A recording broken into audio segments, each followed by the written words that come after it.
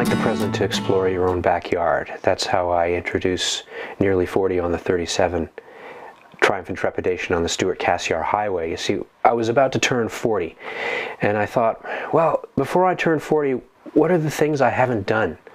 And one of them was explore my home province of British Columbia, further north of Prince George. I grew up on Vancouver Island, and I've visited a lot of places on Vancouver Island, and I've stayed pretty close to the 49th parallel here in British Columbia, but I haven't seen very much of the north of the province. At least I hadn't up until this trip.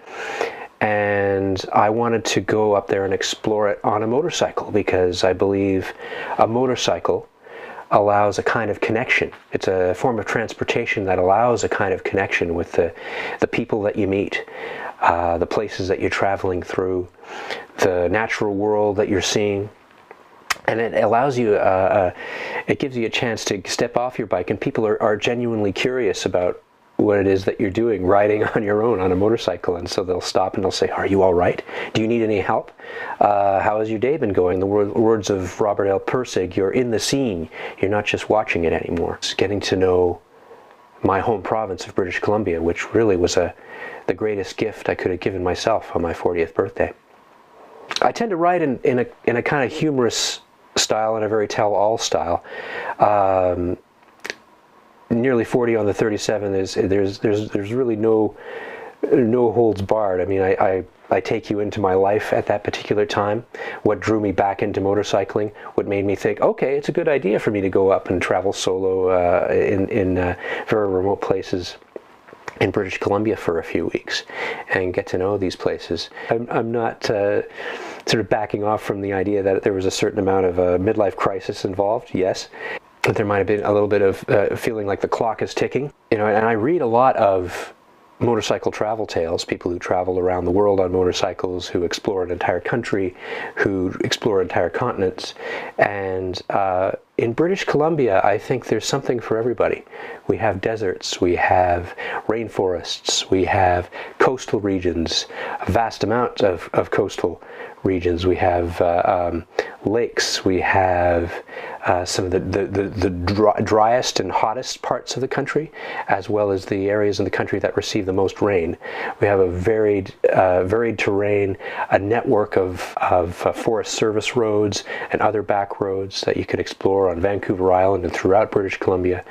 In Zero Avenue to Peace Park, Confidence and Collapse on the 49th parallel, I took a different direction. I went east, and I tried to follow the 49th parallel as best as I could. It begins from the western side, from the mainland of British Columbia, at Zero Avenue, which is a very odd road in the sense that it is straight as an arrow. It lasts for 30 kilometers, and it follows an undefended international boundary. Starts in White Rock, ends up in Abbotsford. And so I rode this one day. I stopped my Kawasaki KLR 650, and to my right, I could see the farmland in Washington State, and to my left, the farmland in Canada, and there was no more than 4 feet from between me and the border. And I just thought, what a unique relationship to have just an undefended border like this. Maybe I should investigate this 49th parallel, maybe this relationship between Canada and the US. Waterton Glacier International Peace Park.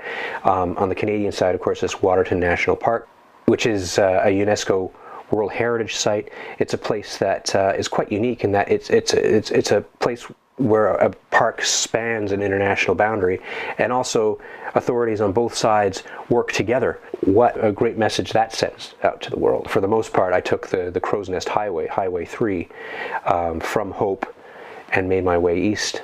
And where you're not very, very far from the border at all. You're getting very, very close in places like Greenwood, copper mining towns which have a bootlegging history, which have a mining history, copper mining, gold mining towns, silver mining towns, as you get into the Silvery Slocan area in the West Kootenay. And there I met up with Wes Taylor, who's a Coloradan, and his wife Nancy.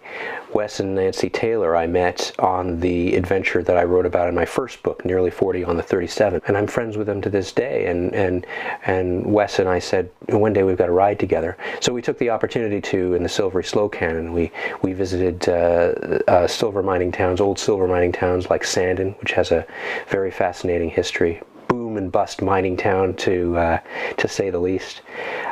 Visited places like Caslow, rode the backcountry up to Trout Lake City, where we filled up our tanks with hand pumped gasoline, and then we went further east. And as a Canadian and as an American, we were at Waterton Glacier International Peace Park together. And it seemed like a fitting place for a Canadian and American to shake hands, to look at our similarities rather than our differences. And I thought it was a very timely conversation to have in this period in our history, in the history of our two nations. I hope that readers of both of my books will get a sense of, exploration being something that they can do as well. It's not just meant to be reserved for motorcyclists. I think having an explorer's heart is something that people will take away from reading my books.